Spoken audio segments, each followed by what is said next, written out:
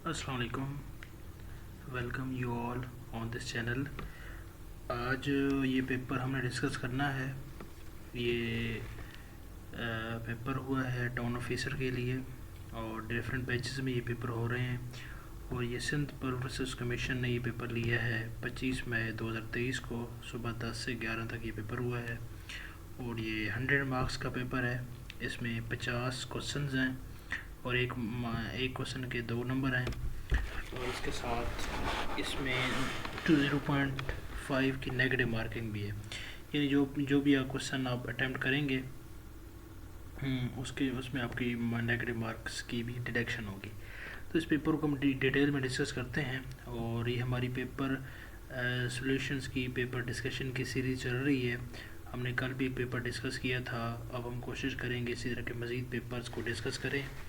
अब इस paper discussion का जो पर्पज़ है वो ये है, एक तो ये जो क्वेश्चंस आए हैं आप उसकी की को देखें, और दूसरा जो पेपर का ट्रेंड है, कौन से सब्जेक्ट को कितनी वेटेज दी गई है उसको आप देखें। और एग्ज़ामिनर की इंटेंशन क्या है, एग्ज़ामिनर इस पर्टिकुलर पोस्ट के लिए किस तरह की असेसमेंट करना चाह रहा है, ताकि उसकी आपको अंडरस्टैंडिंग हो। और फर्दर जितने भी पब्लिक सर्विस कमीशन के इम्तहान हों, चाहे वो एसपीएससी के हों या एफपीएससी के हों या पीपीएससी के हों, जितने तरह के भी आपके इम्तहान हों, आप उसको अंडरस्टैंड करें और उसको एफर्ट करके अच्छा उसमें परफॉर्म करें। चलें जी, विदाउट वेस्टिंग एनी टाइम हम चलते हैं अपने पेपर पे और इसको फॉर्मली इसको स्टार्ट करते हैं। देखें जी, पहला क्वेश्चन क्या है। हम वन बाय वन सारे क्वेश्चंस को हम डिस्कस करेंगे और इसके सॉल्यूशन को भी हम मार्क करते जाएंगे। पहला क्वेश्चन है, which is the outer most planet in the solar system. तो हमारा जो सोलर सिस्टम है जो कि कोपरनिकस ने डिस्कवर किया था, उसका आउटर मोस्ट प्लैनेट कौन सा है। तो ये प्लूटो था किसी ज़माने में, लेकिन उसको रिमूव कर दिया गया है। उसके बाद आजकल जो है ना वो नेपच्यून है, तो इसको नेपच्यून हम लगाएंगे। प्लेटो जो है ना इसको 2006 में सोलर सिस्टम से निकाल दिया गया था। तो इस वजह से अब सोलर सिस्टम का जो आउटर मोस्ट प्लैनेट है वो कौन सा है, नेपच्यून है। इसको हमने इसके याद भी किए थे नाम, कि इसको कैसे हम इसको याद कर सकते हैं। उसकी एक छोटी सी ट्रिक होती है, उस तरह की थी। वो नेक्स्ट वीडियो में मैं इंशाल्लाह आपको शेयर कर दूंगा, जिसमें से पता चल जाता है कि पहले कौन सा प्लैनेट है, फिर सेकंड नंबर पे कौन सा है, फिर दूसरा तीसरा, इस तरीके से कौन से हैं। जी, सेकंड क्वेश्चन हमारा है, severe deficiency of vitamin D results in. Vitamin जो डी है इसकी डेफिशिएंसी या इसकी कमी की वजह से कौन सी बीमारी होती है। तो ये जो बीमारियाँ लिखी हुई है, नाइट ब्लाइंडनेस है, रिकेट्स है, स्कर्वी है।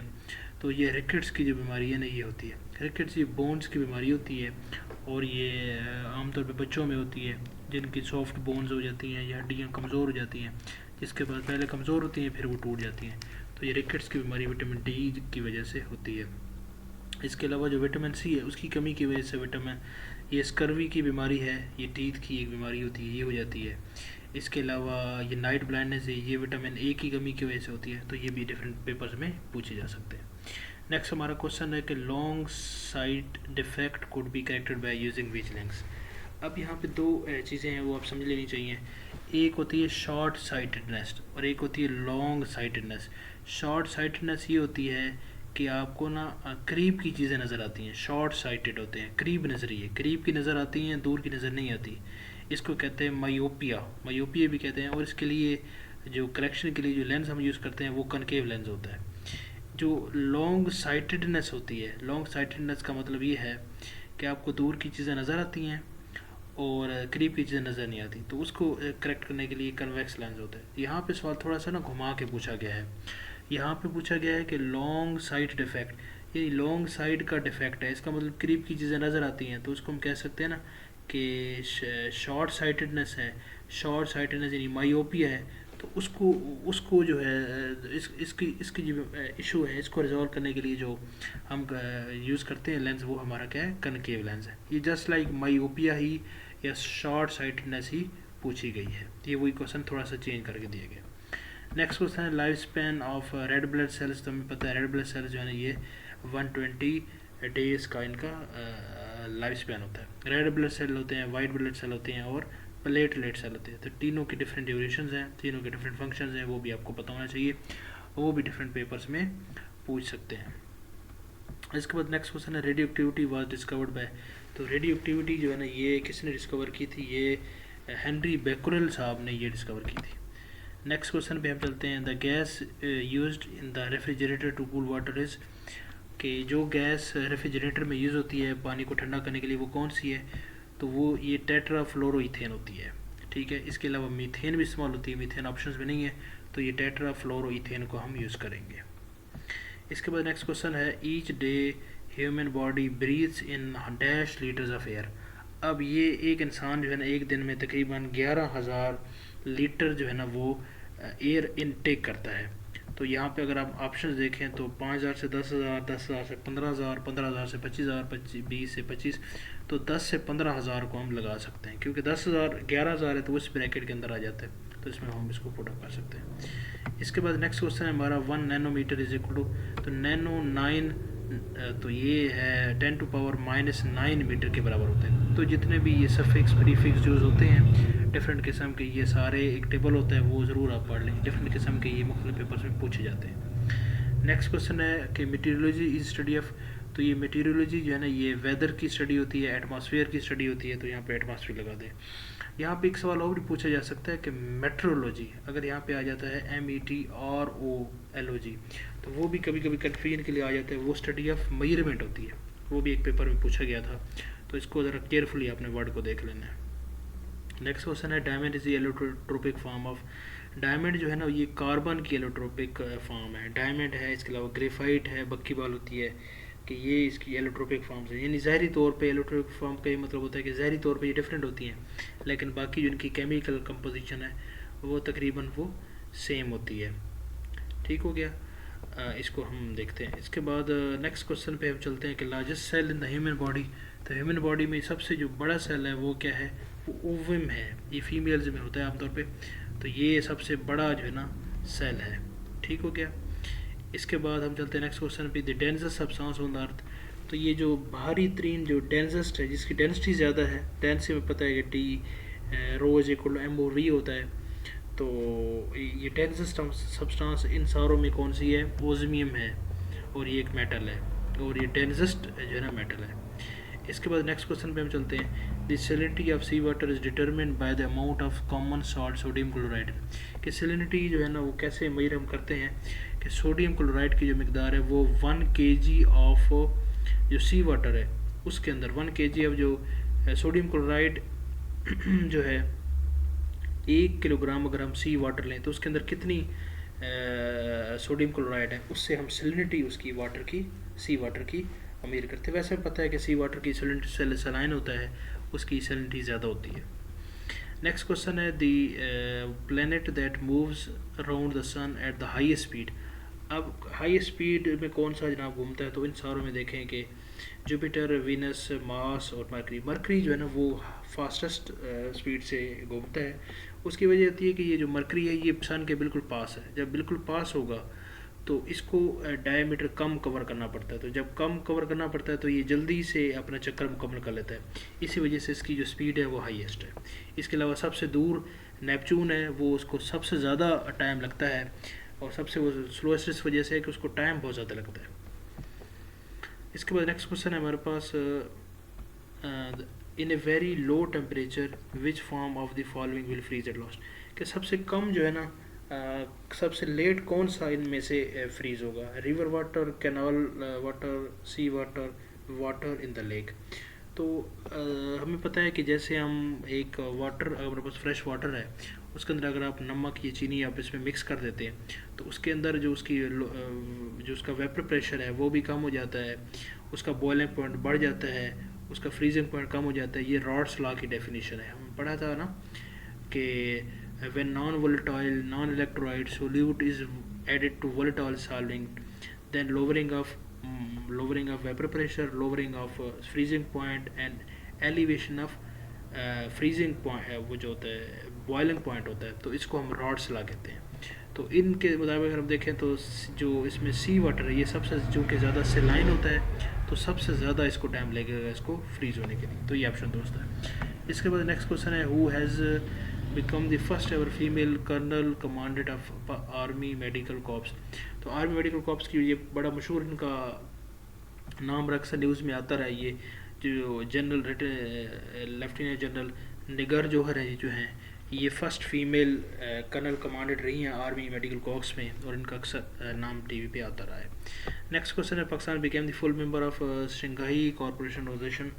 पंजाब, ये जो पाकिस्तान है ये कब एससीओ का मेंबर बना है? ये बना है 9 जून 2017 को। इस दिन में पाकिस्तान और भारत दोनों जो है ना एससीओ के मेंबर बने हैं। ठीक हो गया।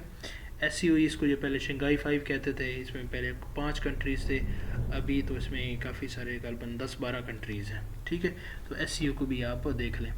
तो ये 17 क्वेश्चन हमने कर लिए हैं, और इसमें जो मेजॉरिटी क्वेश्चन हैं वो जनरल साइंस एंड एबिलिटी के हैं। चले हम चलते हैं नेक्स्ट पेज पे। जी नेक्स्ट पेज हमने खोली है जी। 18th जो क्वेश्चन है हम देखते हैं वो क्या है, the birth place of world wide web. अब वर्ल्ड वाइड वेब जो है ना, ये इसकी बर्थ प्लेस कहाँ पे हुई है? तो ये सर्न CERN सर्न ये हुई है, एक सिटी है जो कि स्विट्ज़रलैंड के अंदर है, यहाँ पे हुई है। और इसके जो फाउंडर हैं वो टिम बर्नर्स ली हैं, ये भी पता होना चाहिए। और ये वर्ल्ड वाइड वेब एक वेबसाइट्स का बहुत बड़ी वेब है, जिस पे डिफरेंट किस्म की वेबसाइट्स हैं, और आज हर जगह पे इसको हम एक्सेस कर सकते हैं। इसके बाद नेक्स्ट क्वेश्चन है 19, the world largest island is. अब वर्ल्ड लार्जेस्ट आइलैंड जो है ना, ये सबसे बड़ा हमें पता है कि अगर कंटिनेंट्स को देखें तो ये ऑस्ट्रेलिया है। अगर उसको निकाल दें तो इसके अलावा कौन सा हमारे पास है? अगर उसको निकाल दें तो ग्रीनलैंड है। ग्रीनलैंड जो है ना सबसे बड़ा आइलैंड है। नेक्स्ट क्वेश्चन है, which country is the largest archipelagic country in the world. अब आर्कियोपेलॉजिक कंट्री वो होता है जिसके अंदर बहुत ज़्यादा आइलैंड्स हों। तो हमें पता है कि ये सबसे जो बड़ा कंट्री है वो इंडोनेशिया है, और इंडोनेशिया में तकरीबन 18,000 के करीब जो है ना आइलैंड्स हैं। ठीक है, इसको वर्ल्ड लार्जेस्ट आर्कियोपेलॉजिक कंट्री भी कहते हैं। इसके अलावा सबसे ज़्यादा वोल्केनोज भी वो भी इसी कंट्री में आते हैं। Which country contains the most volcanoes in the world. अब ये दूसरा सवाल भी वही आ गया कि वोल्केनोज जो है ना वो कहाँ पे ज़्यादा होते हैं। तो अब इंडोनेशिया, मालदीव, साउथ अफ्रीका, तो इसको हम देख सकते हैं। तो इसमें जो है ना ये हमारा इंडोनेशिया, इसमें बहुत ज़्यादा वोल्केनोज आते हैं। ठीक हो गया। इसका नेक्स्ट क्वेश्चन है, which country is the lowest in the world. अब ये lowest in the sense of जो है ना वो है सी लेवल के हिसाब से लोएस्ट कौन सा कंट्री है? तो इंडोनेशिया है, मालदीव्स है, साउथ अफ्रीका है, नीदरलैंड है। तो ये मालदीव जो है ना ये लोएस्ट इन द वर्ल्ड है। नीदरलैंड भी सी लेवल से कम ही है, लेकिन नीदरलैंड से ज़्यादा जो है ना ये मालदीव है, ये लोएस्ट साइड पे। नेक्स्ट क्वेश्चन क्या है कि Borobudur UNESCO world heritage site is located in. ये बोरोबदर एक बुद्धिस्ट टेम्पल है, बड़ी मशहूर साइट है, और ये जो है इसके अंदर है, इंडोनेशिया के अंदर है। ये बड़ी मशहूर एक प्लेस है। नेक्स्ट क्वेश्चन है, which river in the world carries the maximum volume of water. तो मैक्सिमम वॉल्यूम ऑफ वाटर जो है किसके पास है? तो अमेज़ोन जो है ना रिवर है, इसके अंदर मैक्सिमम वॉल्यूम ऑफ वाटर है। वैसे longest river of the world जो है ना वो नाइल है। ठीक हो गया।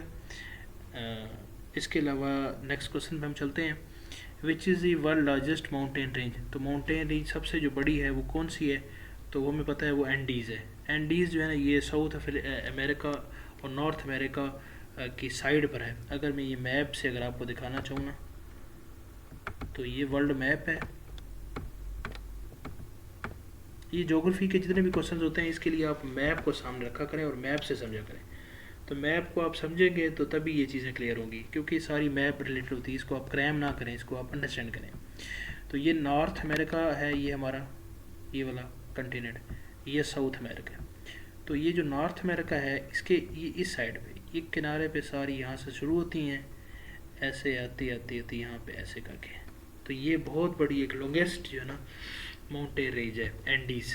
ठीक है, तो ये उसने पूछा बोला। इसके बाद देखें कि एल्प्स माउंटेन्स हैं, ये भी हैं, ये उधर हैं यूरोप के अंदर हैं।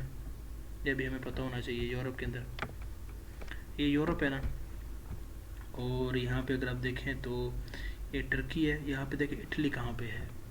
मैं इसको ज़रा जूम कर लेता हूँ ताकि आपको ज़्यादा क्लियर हो। तो यहाँ पे देखें ये ग्रीस है, ये ग्रीस है, और ये जो है इटली है। तो इटली के साथ ये यहाँ पे ऐसे करके यहाँ पे हैं, ऐसे हैं और फ्रांस ऐसे करके ऐसे हैं, फ्रांस का भी कुछ ऐसे ऐसे है। इस जगह पे ये माउंटेन रेंज है, एल्प्स माउंटेन रेंज। ठीक हो गया, ये लॉन्गेस्ट नहीं, ये लॉन्गेस्ट वही है जो हमने पहले देखी एंडीज। इसके अलावा हिमालय तो हमें पता ही है, ये इसका हो गया। इसके बाद नेक्स्ट क्वेश्चन पे चलते हैं, Iran neighbours Pakistan on which side. तो बड़ा आसान सवाल है कि ईरान पाकिस्तान के किस साइड पे। तो हमें पता है कि ये ऊपर नॉर्थ होता है, नीचे साउथ है, यहाँ वेस्ट है और यहाँ ईस्ट है, और ईरान जो है ना वो हमारे यहाँ पे है। तो इसका मतलब क्या हुआ, इसका मतलब ये हुआ कि ईरान हमारे किधर है, साउथ वेस्ट में है। तो साउथ वेस्ट जो ऑप्शन है उसको आप लगा लें, कहाँ पे गया ये, साउथ वेस्ट। इसके बाद next question, number of chromosomes in human body. तो ह्यूमन बॉडी के अंदर कितने क्रोमोसोम्स होते हैं, तो 46 होते हैं। 23 पेयर्स हैं, तो वो 23 पेयर के होके क्या बनते हैं, 46 ही बनते हैं। नेक्स्ट क्वेश्चन पे हम चलते हैं कि अग्रोस्टोलॉजी इज स्टडी ऑफ। अग्रोस्टोलॉजी जो है ना ये किसकी स्टडी है, ये ग्रासेस, डिफरेंट किस्म के जो ग्रासेस होते हैं उनकी स्टडी है, उसको अग्रोस्टोलॉजी कहते हैं। वैसे भी आप याद कर लें, ग्रास से ग्रासेस और अग्रोस्टोलॉजी। नेक्स्ट क्वेश्चन है, Mimas is a moon of which planet. तो मेमाज ये एक नेचुरल मून है, किसका, सैटर्न का एक जो है ना मून है। इसके बाद ये सोलर, देखें सोलर सिस्टम से रिलेटेड काफ़ी सवाल आए हैं, तो आप सोलर सिस्टम कोई टॉपिक को अच्छी तरह अगर आप समझ लें, अंडरस्टैंड कर लें, तो उसी में से मोस्टली सवाल पूछे जा रहे हैं। Which metal is mostly used in steel products. Steel products में कौन सी ज़्यादा मेटल इनमें से यूज़ होती है, बॉक्साइट होती है, मार्बल होती है, कॉपर होती है, क्रोमाइट होती है। तो इसके मार्बल नहीं होती, बॉक्साइट जो है ना वो भी नहीं होती, कॉपर और क्रोमाइट, कॉपर होती है या क्रोमाइट होती है मुझे श्योर नहीं है, तो इन दोनों में से एक होती है।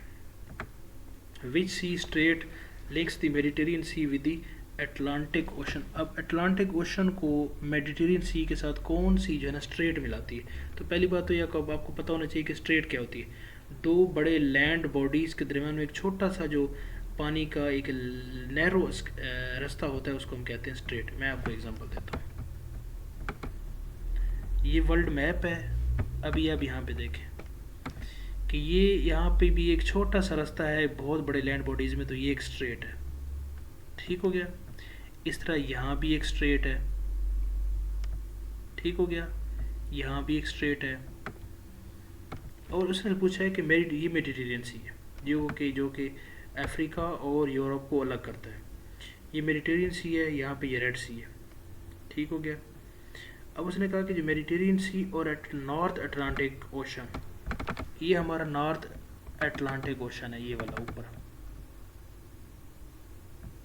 मैं इसको जूम इन कर लूँ, ये नॉर्थ अटलांटिक ओशन है ये वाला, और ये मेडिटेरियन सी, इसके दरमियान में जो स्टेट बनाती है ये वाली, तो ये वाली स्टेट इसको स्टेट ऑफ जिब्राल्टर है, और ये मोरक्को और स्पेन के दरमियान में। ठीक हो गया, और जो ये यानी अफ्रीका को और यूरोप को आपस में अलग करती है। जो हम वो पढ़ा था हमने किस जगह पे, तारिक बिन ज़ियाद का वाक़या, तो तारिक बिन ज़ियाद का जो वाक़या ना वो यहाँ का ही इसी जिब्राल्टर का इससे रिलेटेड है। ठीक हो गया, तो हमने ये इसको देख लिया। मैंने वही बात कि आप जितने भी ज्योग्राफी के क्वेश्चंस हैं इनको आप मैप सामने रखेंगे, मैप से समझेंगे तो आपको ये क्लियर होगा। वैसे अगर आप समझने की जितनी भी कोशिश करेंगे तो इसको क्रैम कर लेंगे तो उसका फ़ायदा नहीं है। तो उसका बेहतर हाल ये है कि मैप को सामने रखें और बार बार मैप को पढ़ते रहें और इसको अपने रूम में लगा लें और इसको अच्छे तरीके से अंडरस्टैंड करें। जितना ही आप इसको अंडरस्टैंड करेंगे तो इसलिए आपको समझेगी। बाकी इंशाल्लाह मैं कोशिश करूँगा कि अपने चैनल पे ज्योग्राफी से रिलेटेड जो मैप से रिलेटेड वीडियोज़ हैं वो अपलोड करूँ और आपके साथ शेयर करूँ कि कैसे हम इसको कवर करेंगे। इसके अलावा बाकी चैनल पे हम डिफरेंट किस्म के सब्जेक्ट्स की वीडियोज़ अपलोड करते रहेंगे, आप इसके साथ जुड़े रहेंगे और इस चैनल को भी सब्सक्राइब कर लें। इसके साथ जितना ज़्यादा आप अटैच रहेंगे, जुड़े रहेंगे तो आपको इसमें बहुत फ़ायदा होगा। नेक्स्ट हम क्वेश्चन पे चलते हैं कि what is the more common name of Hansen's disease. अब हैसन्स डिजीज़ है ना, ये लेप्रोसी जो है ना इसी का दूसरा नाम है। ये लेप्रोसी हमें पता है कि एक जो बीमारी थी वो जिसका इलाज डॉक्टर रुथफो ने भी किया था, वो जर्मनी से आई थी और वो एक तरह की बड़ी एक ख़तरनाक किस्म की बीमारी है, तो इसका दूसरा नाम लेप्रोसी भी है। What name is given to the line on the map joining places of equal temperature. Map के ऊपर जो एक इक्वल टेम्परेचर वाले इलाकों है उनको मैप मिलाने वाली जो लाइन होती है उसको क्या कहते हैं, उसको कहते हैं आइसोथर्म। थर्म टेम्परेचर को कहते हैं आइसो, एक जैसे टेम्परेचर वाली को ये होगा। उसके बाद नेक्स्ट क्वेश्चन है द साइज़ ऑफ द थर डेजर्ट। थर डेजर्ट का साइज़ है ना वो 77,000 स्क्वायर माइल्स, ये इसका ऑप्शन दुरुस्त है। नेक्स्ट क्वेश्चन है Gandhara school of art develop during the times of. अब ये गंधारा स्कूल ऑफ आर्ट है किसके ये टाइम है, ये बादशाहों के नाम लिखे हुए हैं। इसमें जो क्वेश्चंस हैं इनके टाइम में ये Gandhara school of art develop हुआ है। और गंधारा यूनिवर्सिटी जो है ना ये भी बनाई गई थी। और ये गौतम बुद्धा और ये सारा गंधारा यूनिवर्सिटी है ये टेक्सला में वाक़ है। और वहाँ पे पुराने मुजस्मे भी हैं गौतम बुद्धा के भी हैं और बड़ा खूबसूरत किस्म का म्यूज़ियम है। अगर आपके पास टाइम हो और कभी जाने का इत्तेफाक हो तो टेक्सला म्यूज़ियम ज़रूर जाइएगा, बहुत कमाल की जगह है। Who installed the chain of justice. अब ये चेन ऑफ जस्टिस किसने इंट्रोड्यूस कराई थी, ये जनाब जहांगीर साहब ने कराई थी। चेन ऑफ जस्टिस क्या थी, चेन ऑफ जस्टिस ये थी कि आम जो लोग थे उन्होंने काजी से रुजू करना था अपने केस के लिए, और काजी जो है ना उसके ऊपर एक और काजी बिठा दिया, उसके ऊपर एक और, ऐसी उसने चेन ऑफ जस्टिस बनाई थी। हायरार्की जिस तरह एक ब्यूरोक्रेसी में होती है ना, वैसी एक उसने अकाउंटेबिलिटी के लिए चेन ऑफ जस्टिस बनाई थी। पता ही है बाकी हुमायूं और ये हमें पता है इनके बादशाहों का कि ये मुग़ल एम्पायर यहाँ पे रही है 1526 से 1857 तक। सबसे पहले बाबर थे, उसके बाद हुमायूं थे, उसके बाद अकबर थे, अकबर के बाद जहांगीर थे, जहांगीर के बाद शाहजहाँ थे, शाहजहाँ के बाद औरंगज़ेब। उसके अलावा भी बाद में बहुत सारे आते रहे लेकिन ये वेल नाउन यही थे। ठीक है, इनका टाइम कब आए थे, इनकी ड्यूरेशन, ये सारी चीज़ें भी आपको पता होनी चाहिए ब्रीफली, ये भी पूछी जाती है। सोलर सिस्टम और डिस्कवर्ड बाय, सोलर सिस्टम किसने डिस्कवर किया, ये कोपरनिकस साहब जो है ना इन्होंने डिस्कवर किए थे। ये क्वेश्चन पहले भी हम डिस्कस कर चुके हैं। द सीजनल कॉन्ट्रास्ट और मैक्सिमम है। अब ये सीजनल जो हम कॉन्ट्रास्ट जो है ना ये कब देखते हैं, जब मिड लैटिट्यूड होता है, यानी लैटिट्यूड जब हाफ होता है तो तब हमें ये चीज़ जो है मैक्सिमम हमें नज़र आती है। Sense of time is due to rotation of earth, revolution of, तो सेंस ऑफ टाइम हमें टाइम का जो ये फील हम करते हैं टाइम, ये हम करते हैं rotation of earth. Rotation of अर्थ का मतलब है कि जब अर्थ अपने एक्सिस के गिर्द घूमती है, स्पिन करती है। ठीक है, जैसे हमें पता है कि जब अर्थ अपने एक्सिस के गिर्द घूमती है तो इसी से दिन रात होती है, और दिन रात होने से ही तो टाइम की वही तो सेंसेशन है। तो सेंस ऑफ टाइम क्या है, रोटेशन ऑफ अर्थ से हमें पता चलता है। Hail storm occurs in summer season due to the formation of clouds god. अब गर्मियों में जो हेल स्ट्रॉम होते हैं ये क्यों होते हैं, ये एक फिनोमेना होता है जिसको क्यूमुलोन में ये क्या क्यूमुलोनिमस, बस ये एक फिनोमेना है। अब ये क्या है, इसमें ये होता है कि गर्मियों में ये होता है कि जब लाइट पड़ती है, धूप पड़ती है ज़मीन पे, तो ज़मीन का टेम्परेचर जो है ना वो बढ़ जाता है। अब जैसे टेम्परेचर उसका बढ़ जाता है तो टेम्परेचर बढ़ने से क्या होता है, प्रेशर वहाँ पे ज़मीन पे कम हो जाता है। अब जब प्रेशर कम हो जाता है तो उस ख़ास एक एरिया में गर्मी की वजह से टेम्परेचर जो है ना वो टेम्परेचर बढ़ जाता है, टेम्परेचर बढ़ जाता है। और उसकी वजह से उसके ऊपर थोड़ा सा टेम्परेचर बढ़ता है, उससे ऊपर थोड़ा सा टेम्परेचर जब जैसे टेम्परेचर उसका बढ़ता है तो उसका प्रेशर जो है ना वहाँ पे कम हो जाता है। अब जैसे प्रेशर कम होता है तो जो दूर इलाकों साइड वाले इलाके जो होते हैं वहाँ पे चूँकि प्रेशर ज़्यादा होता है हवा का, तो हाईएस्ट प्रेशर से लोअर प्रेशर को फिल करने के लिए क्या होती है, हवाएं आती हैं, और उन हवाओं से क्या होता है कि जनाब तूफ़ान आते हैं और ये हेल स्टॉर्म होते हैं। ये एक फिनोमेना होता है जिसको हमने भी डिस्कस किया जी। इसके बाद नेक्स्ट क्वेश्चन है द वन वर्ड फॉर मानिया फॉर स्टीलिंग आर्टिकल्स। अब ये जो आर्टिकल्स चोरी करने का जो मानिया है, ये शौक है, इसको क्या कहते हैं, इसको क्लेप्टोमानिया कहते हैं। ठीक है, तो ये वन वर्ड सब्स्टिट्यूशन का सवाल है। ठीक हो गया, इस पूरी लाइन को एक वर्ड जो है ना बयान कर रहे हैं, वो क्या है, क्लेप्टोमानिया है। इसके बाद नेक्स्ट क्वेश्चन है one word for food which agrees with one's taste.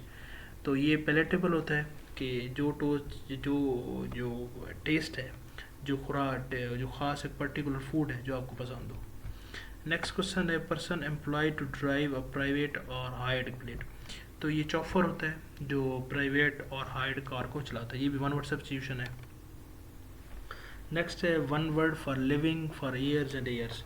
तो ये है बहुत अरसा रहना, ये इसको हम कहते हैं परमानेंट नहीं है, ये एनुअल भी नहीं है, कंटिन्यूस भी नहीं, ये पेरिनियल है। पेरिनियल ये होता है कि जो साल हर साल दायमी हो, हमेशा चलता रहे।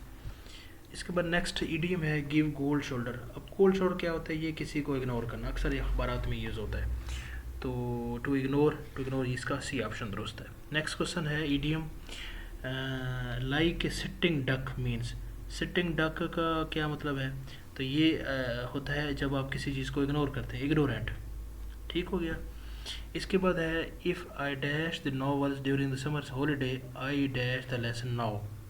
ये कह रहे हैं कि अगर मैंने गर्मियों में नॉवेल्स पढ़े होते तो मैं उसको आज अंडरस्टैंड कर सकता। तो ये एक ऐसा बता रहा है, ऐसी लाइन बता रहा है जो एक माजी में हो चुकी है और उसकी एक ख्वाहिश इजहार कर रहा है। तो एक ऐसी चीज़ जो हो चुकी है और उसका ख्वाहिश का जो इजहार होता है, उसके लिए हम हैड यूज़ करते हैं। तो ये यहाँ पे आएगा, if I had read the novels during the summer holiday I could understand the lesson now, ये इसका दुरुस्त होगा। इसके बाद नेक्स्ट क्वेश्चन है, Anna Antonia went shopping but couldn't find anything dash light। तो इसके लिए होगा, अना Antonio went shopping but they could not find anything they liked। तो दे दो दफ़ा आएगा।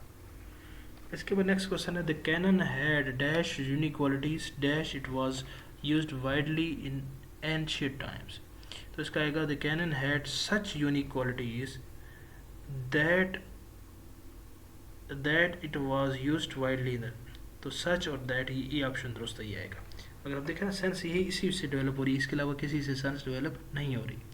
Cannon had such unique qualities that it was used widely in ancient times. Next question जो कि हमारा लास्ट क्वेश्चन है, सिनोनिम ऑफ प्रोकोक्यूरेंट। अब ये प्रोक्यूरेंट जो है ना, ये क्या है, तो ये कहते हैं जो है इसको, जब आप किसी भी चीज़ में लीस्ट कंसर्न हो, आप उसके लिए इनडिफरेंट हो, आप तवज्जो ना दे रहे हो, तो ये ब्लेस का भी यही मतलब होता है। तो ब्लेस इसका करेक्ट ऑप्शन है।